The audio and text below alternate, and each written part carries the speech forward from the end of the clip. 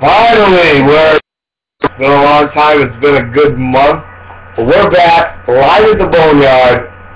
New time, new day, same show. Love it.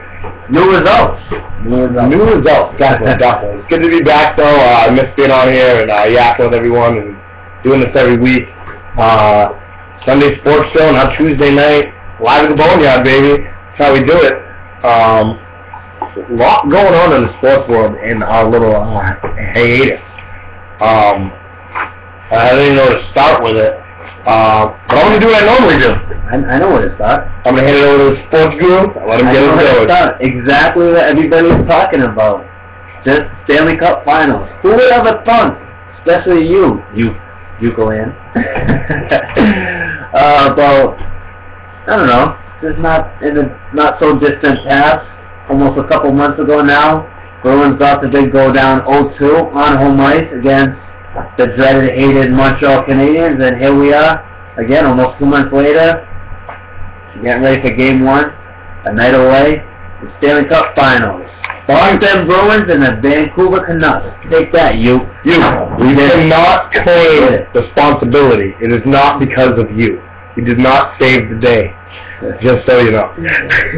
So anyway, yeah, there's definitely a lot that's definitely changed for the better, and been a whole lot of wins, 12 to be exact, through first 3 rounds of the playoffs, and now let's get it started. I mean, you put it on ESPN, I mean, you go anywhere around town, the city, to work. I mean, everyone's just walking there black and yellow. I mean, I'm seeing Bruins, hats, shirts, just people coming together. You open up Facebook, I mean, you just can't get away from it.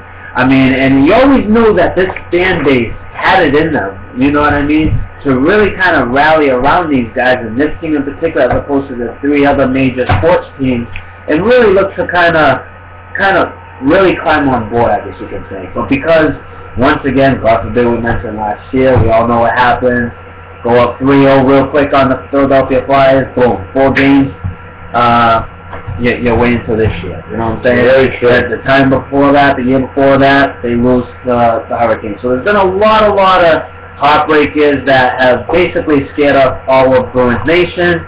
But now we're here to break down this year's 2010-2011 Stanley Cup Finals. And I want to start by kind of getting your thoughts a little bit, comparing this modern day team, you know what I'm saying, what we've come to know, obviously, of the here, the now, the present, as opposed to the last time this whole team / fan base was in this position. It's been a while. I just want to let you know. It's been a while. And this is why I picked my phone up. I know people are watching. They're like, what are you doing on your cell phone? No, I'm not calling anyone. All right. I just want to bring this for you. This is my ringtone right now. You would. Oh, I would. You know it. You would. Can't say that for the end of the show. You know. I don't know if you guys can hear that. Black and yellow. Check it out. It's all over my Facebook page. Black and yellow. Alright, so we get on with the show. The last time we've been here, like I said, about 20 years ago. Quite a long time, I'd have to say. But I thought you were talking about us. I was like, last time we was a month ago, not 20 years. It's not about you, it's about the Bruins. About the Bruins. So we're comparing basically the 2 Stanley Cup finalist type teams. You know, granted, hopefully one didn't quite get the job done, but maybe this year will be different. Bruins, back in 1990, I got basically 3 names and 3 names only. Then we were looking at Raymond Bourque. I think a lot of you out there are pretty familiar with that name. Cam Neely, and also a pretty good forward named Craig Jennings. I wanted to kind of do some research or whatever, and I happened to see Ray Bourque only did twice the amount of production that our hands-down best defenseman, Zdeno Chara, did all of this year. Zdeno Chara had 44 times 2, that's 84. Guess what? That's what Mr. Raymond Bourque had. Cam Neely, when's the last time you have ever seen a 50-plus goal scorer and flirting with 100 points? It's been too long, you know, and the last time, I don't know, maybe I have to go back in a time machine somewhere. But basically, that's how potent... That's back to 1990. Yeah, you know what I'm saying? But that's just how prolific and literally, like, legit stars, like big-time superstar, like high-flying type production we had. Now you go in the modern day, sort of look at things like the 2011 key performance, and I'm not bringing 3 names to the table. However, I'm bringing about 6. I got Lucic, Krejci, Horton, Bergeron, Charlotte, obviously Kenny Thomas, all playing huge dividends to the team. And you know what? The biggest difference I see between what was the past and now this year is just that. They're a team. There's quite a few of these guys flirting between 25 to 30 goals. Charlotte, like I said, 44 points, a far cry than what was then Raymond Bourque. And Tim Thomas. Andy Moore was the goalie back then, a pretty good one, but was about 90%, and that's about it. Tim Thomas' biggest impact to Andy Moore's 24 games won, I believe, that season. Tim Thomas added now another 10 or 11, obviously, stupid me with the math, 35 wins this year, Sean. 2-point goals against average and a 94 save percentage. That just absolutely reeks of Vezina finalist trophy candidate. You know what I'm saying? Absolutely. And this team, like I said, I mean, it's looking really good. I mean, they're more of a team. All their lines can score. You know what I'm saying? And I'm not for as good and potent as Vancouver. Guess what? Boston's not too bad for out there neither. So all of Boston Nation shouldn't really be scared away from that fact. And Lucic and Krejci tied for the team lead as well with 62 points. Lucic being the only 30-goal scorer. So what do you think? I mean, I think I don't mind passing on that 80, 90, maybe 100S type of player. If I can get a bunch of guys in the 45, 50, 60, maybe 70 range or whatever, and literally have 3, 4 lines that can just about get the job done at a moment's notice. What do you think? Yeah, I gotta agree with you. I just know I'm excited about it. I'm so excited. I said it. I'll I mean, we're legit right now. 24 hours away. We're legit 24 hours away. I love it. We're even less from the NBA Finals. Yes. Great show because of all this. But you know what I think? What's up? It's been a long time since we were here. It's been a long time. I actually took some time today to look up some facts. Okay. Cool. Regarding the last time that we were here. We love that. Yeah. The last time we were here was 1990, right? 1990. Well, last time the Bruins were in this situation. Last time the Bruins were I've been here before 1990. Last time the Bruins were in this situation, gas was $1.10 a gallon. $1.10. Unbelievable. Can we turn back the time machine? Yeah, right. Manuel Noriega surrendered in Panama that year. Nelson Mandela was freed, and the Cold War was ended. This is all the last time that the Bruins were in the Cup. I have so many more. East and West Germany reunited. Here's a couple good ones. Oliver North. Remember Oliver North, Iran Contra? His conviction was overturned the year that the Bruins last went to the Cup. Unemployment rate was 5.6%. This is what you call a fun fact, by the way. I hope you're laughing okay. And the United States stamp cost a quarter. They can mail anything for a quarter the last time the Bruins were in the Cup. I had a couple of real good ones here that I really liked. Ready for this one? Best picture that year. Dances with Wolves. Are you serious? Swear to God. Best new artist the last time the Bruins were in the Stanley Cup, Mariah Carey. That's the longest, but I just wanted to throw that out there. They're not too bad and stuff these days, though. So she was best new artist. Yeah. She was just coming out when the Bruins were last in the Cup. At times, and you know what? Maybe shout out to our man Nick Cannon. Hey, she's still looking pretty good. She's looking like she could. Last time the Bruins were in the Stanley Cup, Nick Cannon was dreaming that he would marry Mariah Carey one day. I mean, was he even born? Maybe. I don't know. Yeah, how old is he? I want to say maybe 25. He was born in 90, right? He probably didn't know. He wasn't thinking about Mariah Carey. He didn't know. He was an infant. You know, he was getting a bottle shoved in his mouth. Craziness. So anyway, we're going to send it around. That is, I mean, what's your thoughts? I mean, let us know your excitement. And I'm going to send it to Louis Youth first. What are your thoughts on... Alright, Youth, I like that. Bruins in 6. I'm going to pass it over to Rob now. I want to welcome you to the show. I know it's your first time here with us. So Rob, I'll pass it over. Definitely some valid points there. Rob, next time it comes back to you, shake it up a little louder. It was a little hard to hear you, but we did get it. You did a lot of valid points there. I love that. Guys, continue with the act for us. Yeah, I mean, hey, that's just what we like to do here. And you're specializing, obviously, with the fun facts, and I'm going to match you. I got some playoff facts. Did you know, between these two teams, because that's the only thing I really matters right now, Bruins and Vancouver, but just goals scored per period, playoff stats. Bruins, in the first period, 19 to Vancouver's 15. Second period goals, B's 18 to Van's 13. And Vancouver's been a little bit of a comeback team, to say the least. Third period goals, Bruins 17 to Vancouver's 19. So one word, if you're the Boston, to upset and win the first cup final in 39 years, I'd have to say there's no better one-word answer than finish. You have a tendency of going up first period, second period. You got as good of a goaltender right now to close out the playoffs in the biggest stage of them all in Tim Thomas.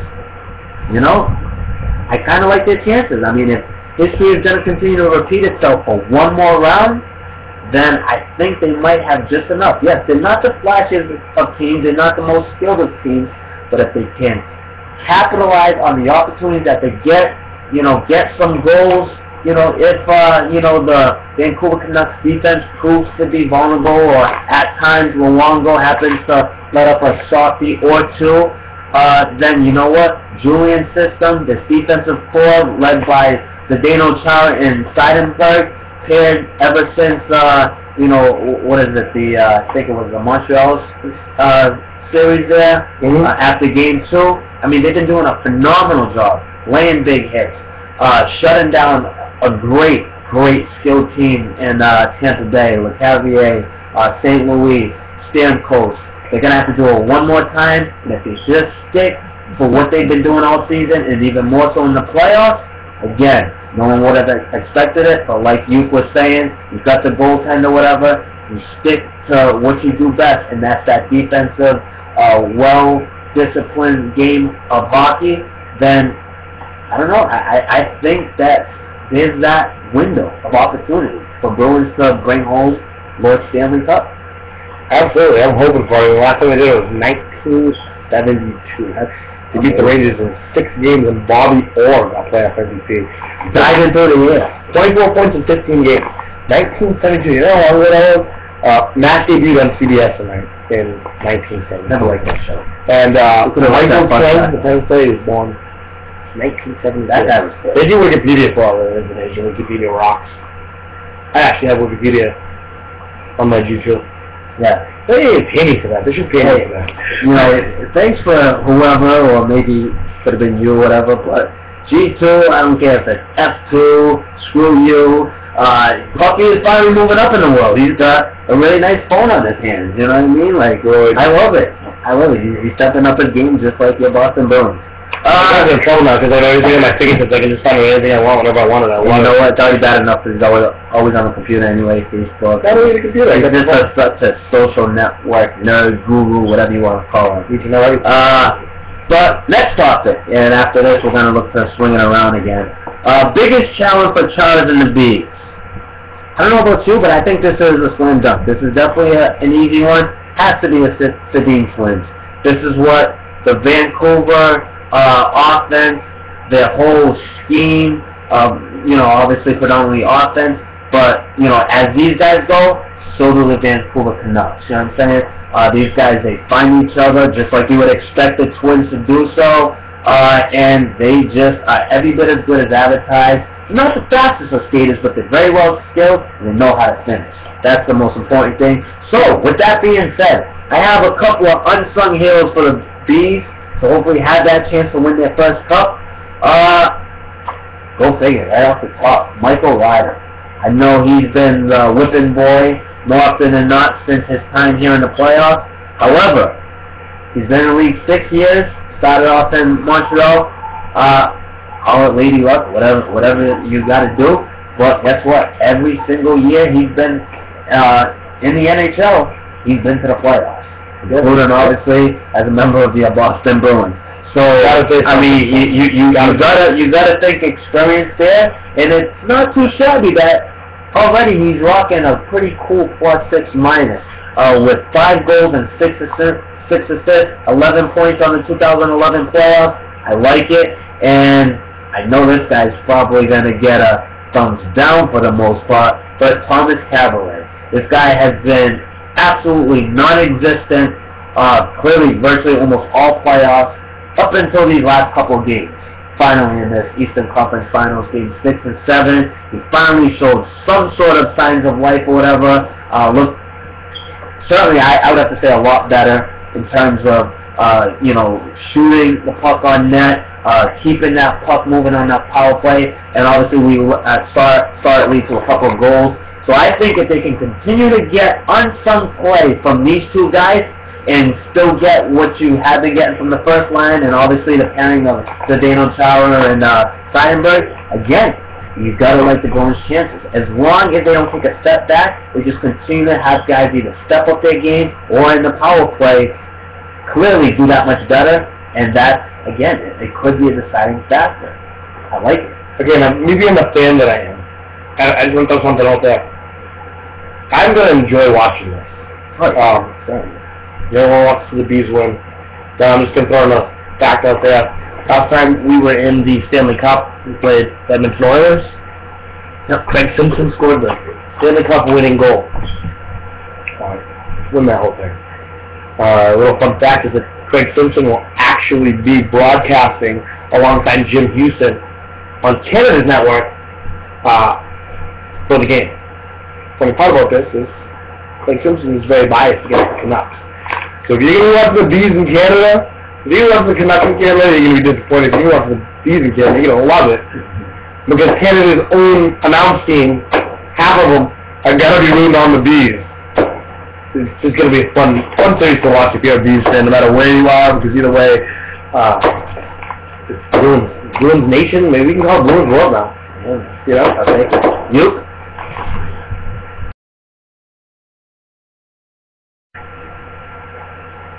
And once again, I'm going to quickly send it over to Rob to get your comments on this.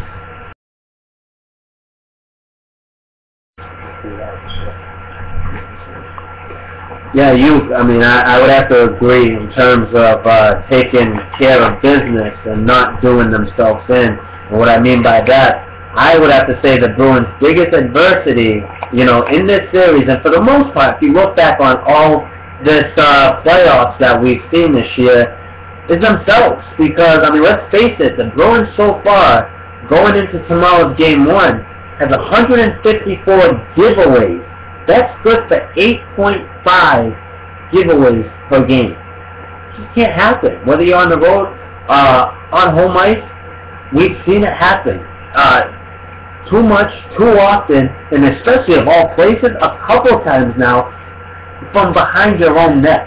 You know what I mean? And now to complement that, then Vancouver, they have that many more takeaways, 169. That's good for a 9.38 rate. You know what I mean? So, if the Bruins are to do anything, if they are looking to hoist in any way, obviously Lord Stanley Cup, then that's all well and good. But like I said, more than ever, like we've seen at times, and certainly just the latest game on Game 7, that 1-0 shutout, as good of a defensive played game that we've seen Claude and this personnel on the ice play all postseason long. Things like that just can't look to show up again here in the Stanley Cup Finals. You know what I'm saying? And I would have to say again, if they didn't have so many giveaways, then I wouldn't be so much as harsh as I am right now in terms of them beating themselves. But you know what? Up until this point in time, that's exactly what it's been.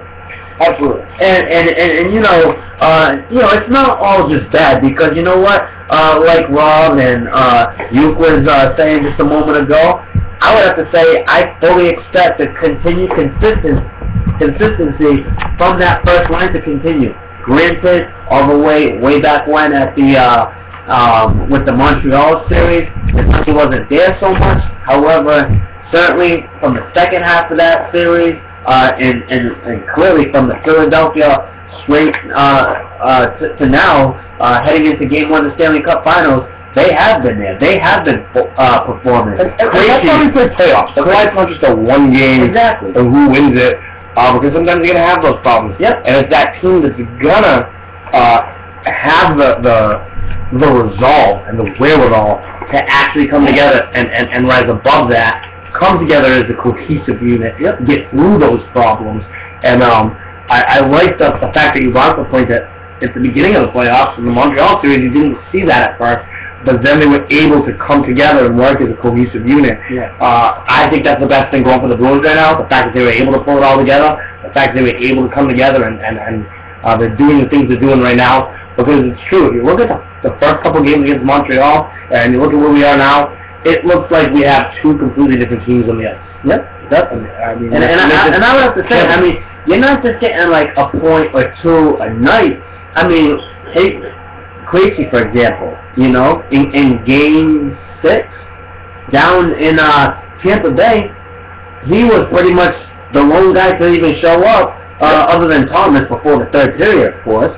But he scored a hat-trick, you know what I'm saying? For all Milan's sort of shaky sort of playoff performance, finally these last couple games, and again the last round, he's had a pretty couple of key assists. Some good-looking moves. He's skating. He's got that presence. He's got more so even some sort of swag now, where it clearly wasn't there before. And certainly Bergeron, he's been doing it start to finish. So, I mean, in Horton, like Robbie was saying, with the game-winning goals, all the clutch goals, whatever, to top it off. So you gotta like that. But I would have to say where Krejci and Horton certainly have been doing it from the start, Milan. He is definitely my big sort of question mark. You know what I'm saying? He's my biggest guy that I will be keying on starting from tomorrow and straight through, because I think what Sedin's are to Vancouver, Milan in this series can be to the Bruins. And I say that because Milan, will he finally find himself when it finally, you know, it matters most? Right now, the Stanley Cup Finals, and even more so, find himself on home ice.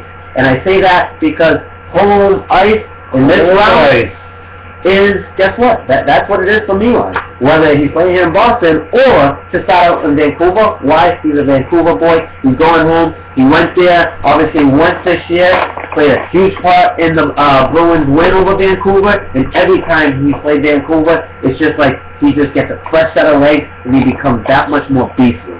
And if that happens, I gotta love it, because we haven't seen anywhere close to the Milan that we've seen all season long. So I'm really excited because he's going home, and I'm going to look for that extra push and that extra effort that should have been there that really wasn't. I think that we finally might see this guy live up to the biggest stage of them all. You know what I mean? And I'm excited. And I'm going to say one more thing before we toss it on the panel. I got to say this. Magic number for me, just like a couple of us have already alluded to, is 1. The reason being, home away from home, the Bruins have been arguably one of the best teams on the road. Their record is 5-11. Home ice advantage. Exactly. I don't feel home ice is going to really help. It really hasn't been an advantage for any team thus far in the playoffs. It's been the complete opposite. But like I said, the reason why I say magic number is 1, just give me 1. Give me 1 of the first 2 games out in Vancouver. You come back here for games 3 and 4. And what we saw just the other night for Game 7, I think they're still repairing the roof off of the Garden, because I'm positive it flew off that night. You know what I'm saying? And seeing what I saw of that fan base, you know this team is going to feed off of it. I think finally we might be able to see the Bruins not take just 1, but possibly both games 3 and 4. And if that's the case, now you're looking at a commanding 3-1 lead. And I don't know. I think there's so much. I like it. But you know what? Magic numbers for me is 1. I don't think that's too much to ask, considering how clutch and how good their play has been away from Causeway Street. I'll agree with you there. But I'm going to say that there's so much more to this series. So much more that people are really looking at and really realizing. There's a lot of, there's deepness to this. I mean, it's like about going home. this certain guy in the Bruins organization, he's playing for the Canucks, back in horrible. Back in 1986, he was expendable, because he's a bum. He got traded over here to Boston. Didn't end up getting to win a cup here with us. I'm sure I'd love to be the one to win the cup here. For all you guys who don't know, that person's name is Cam Neely. He was the bum that Vancouver traded to us back in 1986. And I'm pretty sure he would love nothing more than to go back to Vancouver and take this, get this cup, bring it to Boston, which he wanted to do when he first came here back in '86. It's poetic justice. I think that's what we're going to see. It's poetic justice. It could be a little something to that. Here's a couple more little facts. I got a bunch of facts. I just want to run them down before we pass this around. Bruins. They've been resurgent in Boston. You look 2006, 2007, they averaged 14,764 fans per game at the Garden. They were 25th in the league. This year they sold out every game and had to start a waiting list for season tickets. It's crazy when you think about it. It was what? 4 years ago, and we're already like at that, man. And of the 4 Boston's major teams, the Bruins are the only one that hasn't won a title in the 21st century. I was just going to say, that's slam dunk. That's all I can say. How many times have we pointed out 39 years? Yeah, only team out of us, though. Only team out of us. Going over on it, just like the Canucks, the Bruins needed an overtime goal in Game 7 of the first-round series to avoid elimination. They got a courtesy Nathan Horton, who scored 5:43 into extra frame to bounce the Canadiens. Horton also scored the Game 7 winner in the Eastern Conference Finals against Tampa Bay. This is Horton's first year in Boston. Spent the first 6 years in the Panthers, who actually have one of the top farm teams in hockey. So that's a huge thing. Rob did bring that up, the 2 game winning goals, which is huge.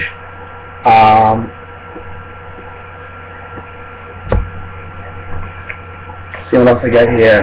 I just ran through about a bunch of them. David Crusher, leading scorer in the playoffs. He's got 10 goals in 18 games. He's drafted late in the second round, 63rd pick.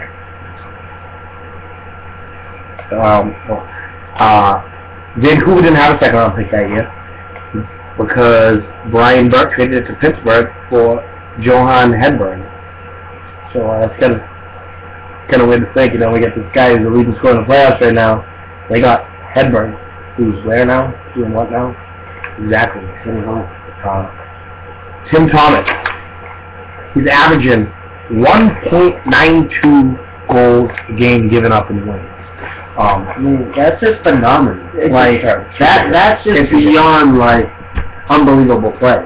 When this guy is called to step up and win this team a game, if he has to, he's clearly done that. He stood on his head time and time again throughout this playoff, and he's played big for them in a big, big way. And for all the hype that Luongo and all this sort of veteran leadership, the gold medal and stuff like that he's won, like I said, I mean, certainly Tim Thomas deserves his due too. And the fact that he may or may not be getting it, it's almost like a slap in the face, and I expect him to continue to roll right along in the Stanley Cup Finals. Not saying it's sweet, but when he plays well, it's just like this team, once again, just follows his lead, and he's just a wall in that. And it's just good to see. And like you, like Rob, like you, I mean, I am so ready for tomorrow, and it's going to be a good deal. I got one more fact on this. I want to tell you guys, if you guys want to find these facts, you can go right to Yahoo. I got get my facts from Yahoo, from Wikipedia. You can check them all out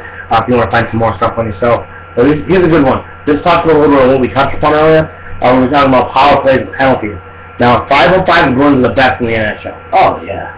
Hands down. They've been the best in the playoffs. Special teams has been what's held them back this year. The Bruins power play has been in a mere straight line. They have 5 goals in 61 power play opportunities. 5 goals. The penalty kill hasn't been great either. They've allowed 13 goals and 63 times shorthanded. If there's a lot of penalties in the series, this could help Vancouver. If not, they're gonna have the upper hand. So if you really thought that the referees were huge in the first few rounds, pay attention to the rest right here, because it could be the difference. If they're letting them play hockey and letting them just go out there and play for the cup, I think the Bruins have the advantage. Speaking of advantage, we're going to say this one last thing, and then we're going to toss it to around the panel, you, Rob, whoever wants to go. But do you think in any way there was any sort of conspiracy from the head honchos of the NHL, Gary Bettman, all his little buddies in the front office, you know, just away from Boston here, just like make a little quick phone call to the referees that night, like, hey, listen, do whatever you can, swallow your whistles, and just let these guys play because, God forbid, Tampa Bay goes on the power play. Yes, they could be moving on in Game 7. We can't have that happen because the ratings will be sky high if we can some way, somehow manage to get the Bruins to the Stanley Cup Finals to obviously face the big confidence. I thought it was amazing. Last time we've seen a penalty-less game has been about, again, 20 years. It's been, like, never. You know what I mean? Like, that almost never happened. Not even a single one. The fact that that happened, like, I just thought that was clearly a great thing for the Bruins because, God forbid, you give Tampa Bay that one, coming off all the power play goals that they had scored in Game 6, 3 I believe it was. I mean, that's probably all they would have needed. But I was asking my father, and he was like, yeah, I was kind of thinking the same thing. Maybe a little conspiracy between the NHL and, like I said, one of the official, you know, first 6, opening franchises. You know what I'm saying? Bruins are one of the original 6 franchises. You know what I'm saying? A lot of these other teams just came somewhere down the line. You know what I'm saying? Like clearly after them and the other. Absolutely. You know what I'm saying? So I mean, if you're the NHL, you've got so much history and all this stuff riding on this. It's just like, I don't know. I just thought it was a little strange. We didn't. The fact that I actually skipped over, but you brought that up. Someone mentioned it up. It was actually reported in March that Bruins owner and NHL power broker Jeremy Jacobs was the driving force behind Gary Bettman receiving a new 5-year contract as league commissioner. So, if you are really behind that conspiracy theory, it's good to know that Jeremy Jacobs was behind Bettman actually getting his 5-year extension. So that could actually, it could be truth to that. Who knows? I'm just going to say that we played the better game. Conspiracies, whatever. I mean, I'm saying anything. Look at the Patriots. There were people who thought conspiracy when the Patriots came back after 9/11 and had that ridiculous season. Who knows? Fact of the matter is, we're in the Stanley Cup Finals now. Whatever happened, whether they called the refs, whether some shenanigans went on, not going to change anything. It's in the books. It's in the past. Now we're moving on to the finals. We're about to get everything going. I do want to say those facts that I just brought up, those last 10, I want to give a shout out to the page that I did get that from. If you want to find out more about that, go to www.theprovince.com/technology. I'm not going to read the whole rest of it. You'll be able to find the link there for it. But that's www.theprovince.com. That's where you can find more information on those 10 facts that I had. If you don't have anything else to say right now on this, I'm going to pass it around. That's what I'm trying to walk away at. Oh, you're just going to walk away? We're going to give it to Rob. So, Rob, what do you think? Magic number 1, do you agree? Home away from home? Good points. That's some great points. I like that fact about teams from Canada winning. Hopefully that doesn't happen. I agree with that. I'm going to pass to you. I want to get your final thoughts on Bruins, the NHL Stanley Cup Finals, and then we're going to get over to some NBA Finals talk. So you give us a projection. What do you think on the series? Give us your thoughts on the series, magic number, all that. Bruins in 6, I like that. I'm going to go with Lil Uke, actually. I never agree with Lil Uke, but I'm actually going to agree with you and say Bruins in 6. And guys, just real quick before we switch up the topics to close out in basketball, the NBA Finals starting tonight. I had a couple minutes. Well, they say, but you know, it'll be just. That's why we're gonna go over. It'll be just after that. But anyway, we got a couple of over/under. You're pretty familiar with this. We're bringing back the what if factor. Finally, it's been a couple of months there. That's always been some good stuff. And also projections. Rob, we missed that from you the last time around. So you agree with you. I'm gonna say the Duke said 6. 6. I'm going with 6. I was actually, I was already thinking 6. I determined that this afternoon at my house. You can even ask Rob. Rob, don't stand me up with, because I told you that projection of mine. But the over-under, the first one, the Bruins. Can they get 3+ goals on the power play in the Stanley Cup Finals? I'm going with under. That's a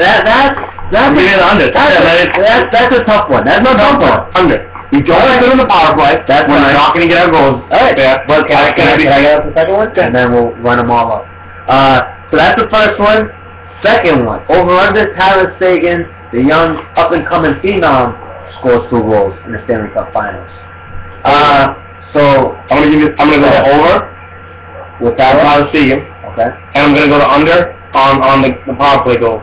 Okay. I don't see us getting on the power play goals and doing it that way. And if you don't, I don't think you win the series, only because Vancouver, for as tough and physical as Bruins have been all playoff long, and I fully expect them to continue that right into the Stanley Cup Finals. I think that you have to score at least in the 2-3 range, maybe another 1 or 2, pushing 5. I know that might be so much to ask out of this team of what we've seen virtually all season long, and certainly in the playoffs.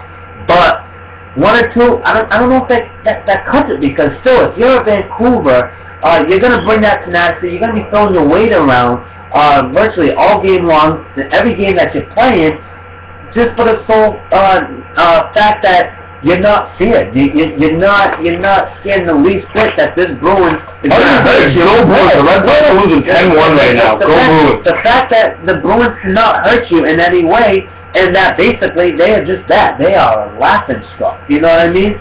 So I think that you need to at least get to that 3, if not maybe another goal or 2 more, to even stand a chance to win, and especially win in 6 games. You know what I'm saying? I think you have to be maybe even better than average, which is, like I said, like going to be in that 3-goal range or whatever. If not, then I don't know if they can beat this team if they're not able to keep them honest on the power play. You know what I'm saying? In terms of Tyler Seguin, I like to think so, but I don't know.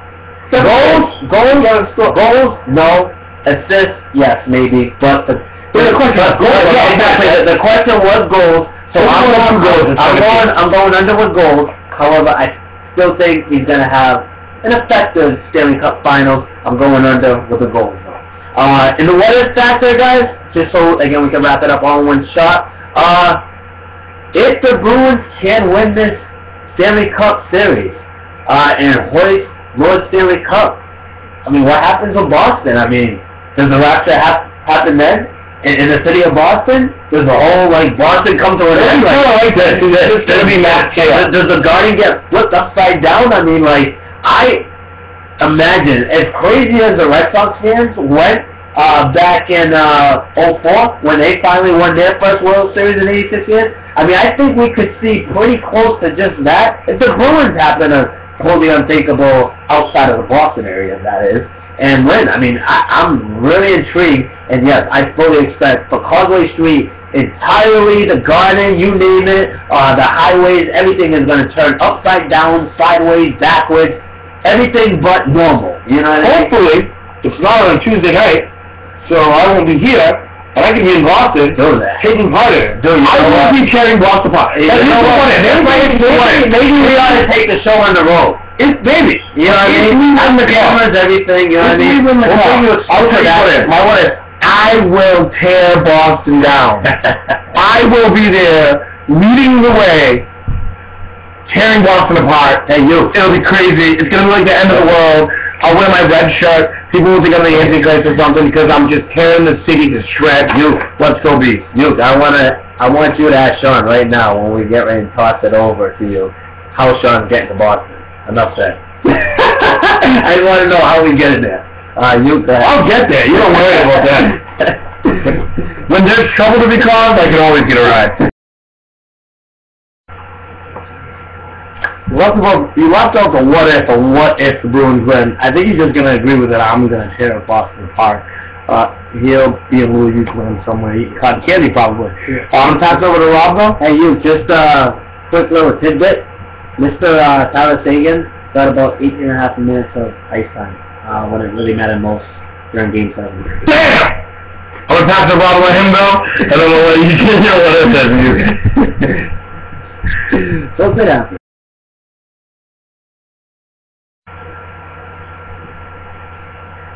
Okay, I was going to give you the chance to do your what if, but I'm just going to go with your what if, you being that if the Bruins win, I'm going to tear Boston apart. He agrees. He's not going to make it. Not going to make it. I'm going to make it. He's not going to make it. You watch. You'll see. When I make it and I get arrested, I'm calling you to come bail me out. Just because of that. I'm like, yeah, he said I was going to make it. I'm in jail in Boston. Hey, he's going to get me. Well, I'm going to show it to you. Well, how about this segue? Just like you said, that LeBron James stood a cold chance in hell to freaking even sniff the NBA title, potentially, as long as the Big Three is intact, which they still are, technically, as a member of your Boston Celtics. Listen, so bam! Listen. How about that, right, you? Remember when he said that? Remember when he said that? They're still not going to win. I got $20 driving on the Mavs there now. They got a home-court advantage, right? Where they have been virtually unstoppable, and just go take it. They're 4 wins away, like your Boston Bruins. Second pin. No, again, segue right into Puffy's, sad excuse, some sort of somber, he was going to be some sort of nonsense. You know what I mean? Here's what it comes down to, though. The Mavs and the Heat, second appearance in the NBA Finals, first time since 2006, actually. The only other time they were in the Finals they met. Miami won it in 6 last time. It's going to be the first time since neither the Lakers nor the Spurs since 2006.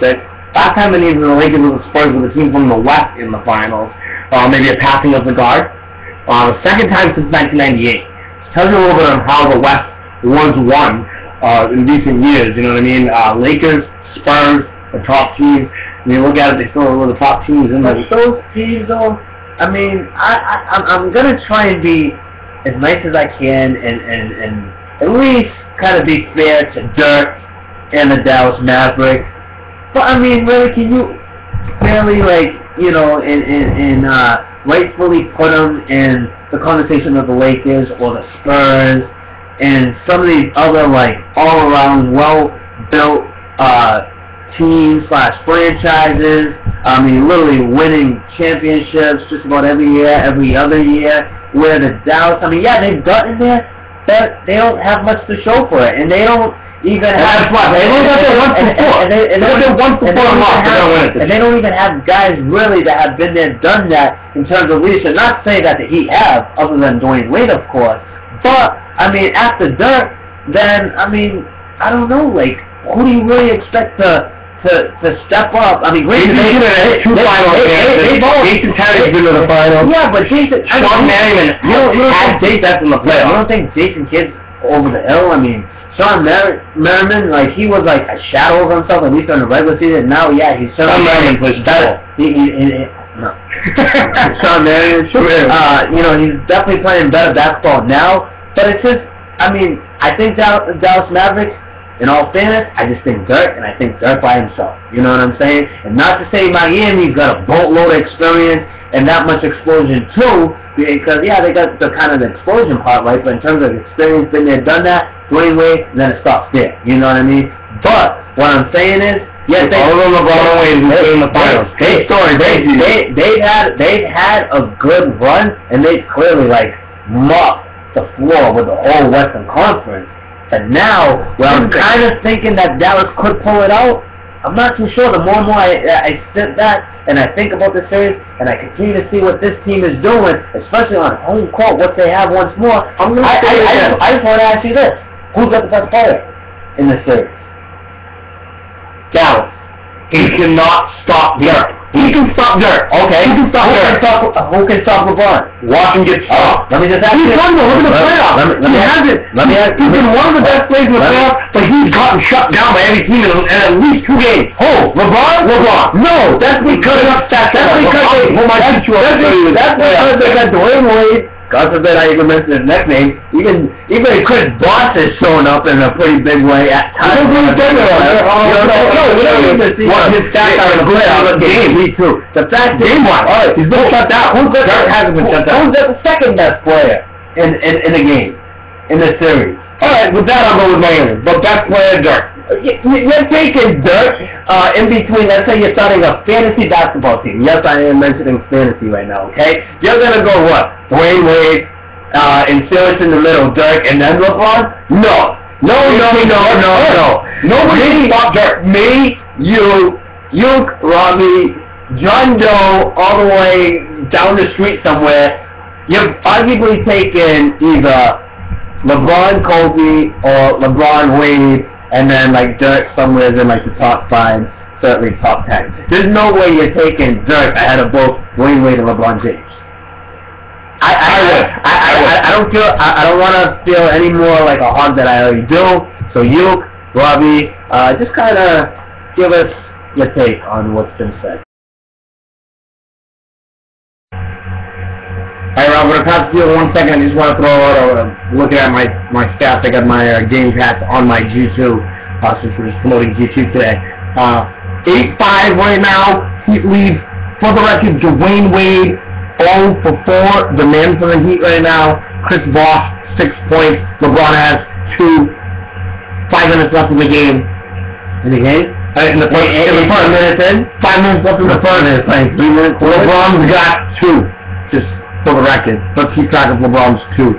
I'm going to send it over to you.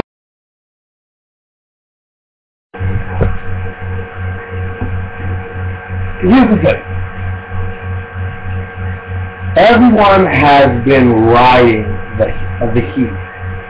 All the Heat, LeBron, all the time about LeBron. Listen. They're not there yet. They're not ready. There wouldn't be so much talk. Is Dallas ready? Dallas has been there before. They didn't win it. Dirk needs to win it. Listen. Jason Kidd needs to win it. Until they win it, until they do it as a team, just like until the team does it and gets it and does it as a team, did you watch the last time? Both fighting. Dwayne Wade, 2006, Dwayne Wade would walk on the court and he would get a foul call. I'm not saying so much. I'm not saying I have a problem with Dallas, because I definitely don't. I kind of like them as a team. Don't get me wrong. And let's face it. You know what I mean? Nothing against Dirk, but even Miami Heat would love to have a 7-foot-plus big man that can knock down trades at like a 60, 65% weight. You guys, you look at numbers. It's the chance. You know what comes through? It comes down to heart and it comes down to what? My man is hitting threes like a layup. Other than Dirk's heart, I just don't know if there's enough heart, if there's enough want out of the rest of the supporting cast, as opposed to how the Heat were formulated. And clearly, that's all we heard with this whole sort of wazoo that they threw that one night. You know what I'm saying? Where you got the smoke, the confetti. You know what I'm saying? You could have sworn they won their championship back in September or October. You know what I'm saying? Like, 2006. They were almost looking like buffoons back then. If they don't look to even get this far, never mind getting this far with home court advantage, and like I said, playing just as good of basketball as what Dallas and certainly obviously the next team is, because obviously there is no. They have no inside. We have no inside game. But you know what? Like they've been beaten by teams already. Jason Kidd's going to control that. 2 superstars in the NBA. I mean, sometimes it's not the whole structure that's going to see them in on Jason Terry, the superstars, or Jason Kidd. You sleep on these guys because you're on the height. No. Dwayne Wade is a great player. LeBron James is a great player. Together they don't have chemistry. There's no chemistry. No, in the regular season they don't. But in the playoffs, towards the end of the season, that chemistry does. You got it here and there. But you know what? Here's why I think there's no chemistry. Because they just had that press conference of how they're best friends with their best friends for 10 years, and it's so great to play together. The only reason that press conference is that I do entertainment management. Let me tell you, they don't have that chemistry, and their PR people, their agents see it.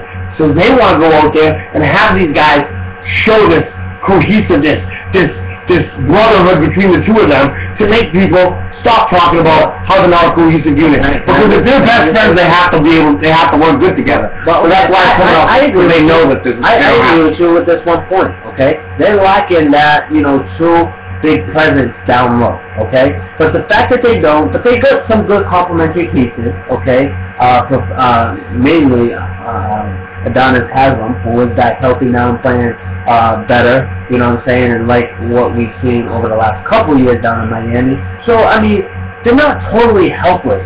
But when you look at a caliber of LeBron James, if you've got the skill set like a Dwayne Wade, whatever, I mean, these guys are not only the superstars, they're phenoms, but in the case especially of LeBron James, he can guard your guards. He can guard your threes and even fours, you know what I'm saying? So the fact that, like, you have guys that can look to give you multiple looks and kind of take away the other team's strong point, whatever, when needed, and even more so, certainly, on crunch time. But you know, that's what I'm saying. That's what I'm saying. And that's what I mean. Dwayne Wade didn't beat the Mavs in 2006. They didn't beat him. But the Raptors beat him. Because Dwayne Wade was at the line every 5 seconds. This is a different team. But Dirk has been eating that Dirk since that day. Dirk doesn't want to win a title. Dirk wants to beat the Heat. They won the Western Conference tournament. Dirk Nowitzki didn't even go to touch that trophy. He didn't even go talk to George Burke. He walked off the court because he wants Miami and he wants to beat the Heat. That's all he wants. That's in his mind. That's all he is thinking about. Beating Miami and putting an end to it and getting his retribution for what happened in 2006.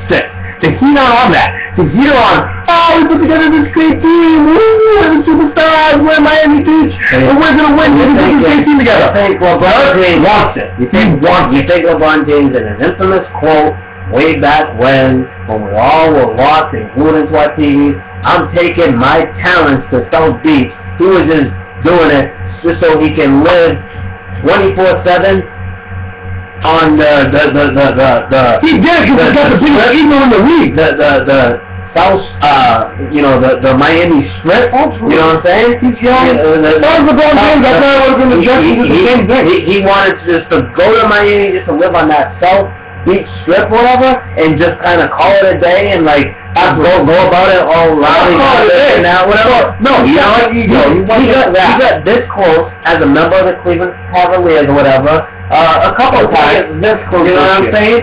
And certainly now he's this close away, but now this time with that better of a team, with clearly much better and superior talent that he's ever played with before this year, plus home court. You know what I'm saying? We're going to win the game. You're going to get decent better. When Dallas wins the NBA Finals,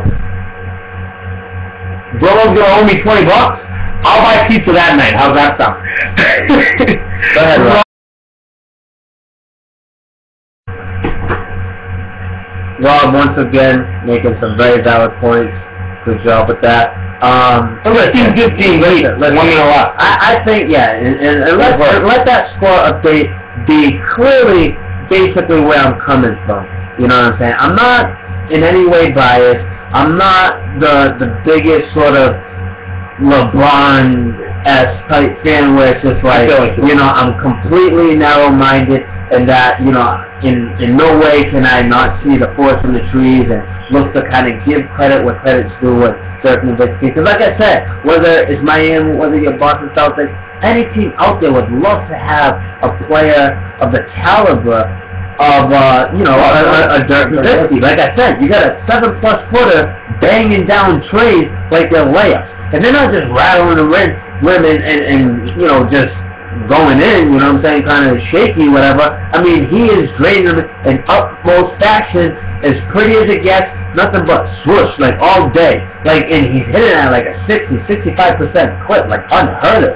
And to your credit, Rob, when you were talking about Eddie House, I mean, to be fair to the guy, the guy has barely even got on the floor. You know what I'm saying? Maybe if he's even given some minutes, then yeah, maybe he'll have some sort of say when all's said and done. But let's face it, though. I mean, all I'm saying is, like I said, going back to the score, it's so close now early on, and I expect it to be close throughout, I just think it's just a matter of maybe, you know, if the shoe was on the other foot, and what I mean by that is Dallas now having home court advantage, it could look to easily be flipped, you know, my personal opinion, because I think Dallas, once again, too, is a great team whenever they play on their home court, and they're just tough to beat out there in Dallas, you know what I'm saying? And that's why I think that there won't be a sweep, and I think you were saying earlier, that Miami, if they're going to win, they're probably going to win in 5 games, but like I said, for as good as Dallas is, like I said, Miami has proved from start all the way now, almost to the finish now, to be just as good, if not maybe a little bit better of a home court team, and they just kick it into a whole new gear. And like I said, I fully expect for them to defend home court. And like I said, LeBron James, like Dirk Nowitzki, are the only one that's excused from this conversation is Dwayne Wade. But like I said, they both want it as bad as anything right now in life. And I really think that, you know, like I said, yeah, where Dwayne Wade is the leader, but like I said, LeBron brings a ton of leadership to that team, experience, and even more so, he's a really good complement now. Wasn't so much so early on in the season, but the two of them clearly make up for whatever sort of deficiency that they might have down low, and they just bring it together, and they get in sync, and they hit the shots when need be, and they are learning, literally, on the job, game by game, how to close games out. That's all I'm saying. I want to say this first. Dallas had one more regular season loss than the Heat. Second, I believe Dallas had one less home court loss during the regular season than the Heat. So, to get all that crap, that's just all your thoughts and beliefs. Also, listen, it's not like I said, I would probably be leaning towards Dallas and the Kings. That's how I really think they are. I'm going to bring up a thing that everyone seems to be forgetting this. And I argue with this with my friends every day, that when they want to say that Miami is definitely beating it, because we're in Boston. We always look at Boston as, dude, they beat Boston. Gotta be Boston in 5. Yep. But what everyone seems to forget, saying that Dallas swept the Lakers, the defending NBA champion Lakers, who everybody thought was coming out of the West. The Lakers weren't the same team this year. Everyone thought they were coming out of the West. It was never San Antonio. San Antonio got bounced in the beginning, and everyone said, well, the Lakers are going back again. They'll be back in the finals again. Once they got knocked out, everyone said, they're not the same Lakers they were. Plain and simple, going into it, everyone had the Lakers. Everybody had the Lakers. You can say that when they were playing that they weren't the same team. Yeah, going into the season, before they even played a single second of the playoffs, yeah, they were expected to come out of the West. But when they started to, play that shaky and horrific game that they ended up playing, no, you could not find me one person. I can clearly see why the Lakers jumped out, because they deserved, and they clearly played to get forward. You know, they weren't the same team. So many people picked the Heat over the Celtics. You cannot find me one person who would have said that the Mavs sweep the Lakers. Nobody. You know why? Because everybody sleeps on the Mavs. They slept on the Mavs since the start of the playoffs. And I personally hate the Mavs, for the record. I hate Dirk Nowitzki. I hate Jason Kidd. And I hate LeBron James. So I don't want either one of these teams to win. My ultimate would be them to just have the whole thing canceled. This is going to be horrible for me to say. But if the whole stadium exploded and they had to give it to the number 2 team and have them play in the finals, I would be happier than anything. But fact of the matter, Dirk wants it more. They're a better all-around team. There's no camaraderie on that team. They want it, but they don't want it for the right reasons. The Heat are gonna go out there and try to fucking excuse my language there. So you get worked out. Maybe. I'm just listening to you. That's my first one I've ever dropped on this. I do pretty well with that. But you will not. They're not going to go out there and get this done. They don't have the chemistry. They don't have the team together. True. Nobody cares about this finals, but everybody wants to see LeBron lose. Well, you want to see LeBron James. You don't want to see LeBron James lose. That's fine. No, I don't. He's my favorite player. I've always said that from day one. And again, just because I said that doesn't mean I'm biased. I'm just telling you how I honestly see it going down. You know what I mean? LeBron can't do himself. But you know what? What did he do until he had a solid team? Hey, we're going back in time once again when Puffy made that very bold statement of his, which I thought was a bit much to say the least. I thought he had... the Niners are winning the Super Bowl next year. I thought he had a point for this year because, yeah, we all thought things were going to work out that much different for the Celtics side of things. Obviously it didn't. But, yeah, just that whole time in that one show where he busted out that infamous quote saying, oh, you know, there's no chance that LeBron James will ever sniff the NBA championship trophy as long as the Big Three is still Big Three. I didn't say I said Big Four or touch or whatever. The Big Four is still intact or whatever. You know what I mean? And even taking a step further, he said, hell will freeze over. Hell will freeze over. Hell will freeze over right before LeBron James will ever even plan on seeing that championship trophy. Like I said, they win these 4 games. Not saying that it's going to happen this week. I'm thinking 5, but it is possible, especially in large part with them having home court. Then you know what? I think we need to go back just a couple weeks ago with the WWE. You know, we have this whole thing of calling out the Rock each and every episode that we have or whatever. But if you remember, our same colleagues there, but calling the match, each and every match, ringside, Michael Cole and the King has been having a little feud for a few months now. Their latest match, what was that sort of match? You know what? I think this is what I need to do is take off my shoe here and have you kiss my raunchy toe or whatever when LeBron James win his first championship. Huh? How about that? You're going to kiss my foot if LeBron James wins his first championship. If I were you, I'd put that shoe on. You like that? I'm putting your foot in your mouth because what's going to happen is Dallas is going to win. And like I said, with the Big Three still intact and Kobe still playing, LeBron will win a championship. Alright. Doesn't matter if they didn't take it off. Maybe that's a little bit away from my mouth. I'm not kissing your mouth. I'm not kissing my mouth. Kiss my foot with JR's great barbecue sauce or whatever. You know what I mean? We're going to put it all, we're going to reenact the whole WWE pay-per-view. How about that? You're going to kiss my foot.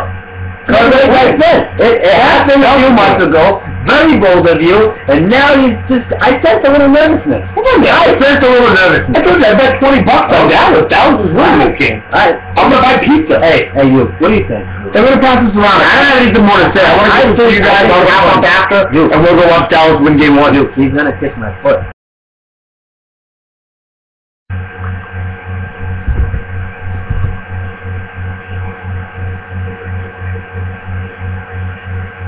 Oh, he's stuck on him. Oh, he's back. Right. I didn't realize to pass it back to us. I was sitting there waiting for what's going on. But yeah, like I said, Rob, you want it back to you? I'll toss it back to you real quick. Guys, I'm going to wrap up after you're done. So give us your final thoughts on this series and what we should be looking.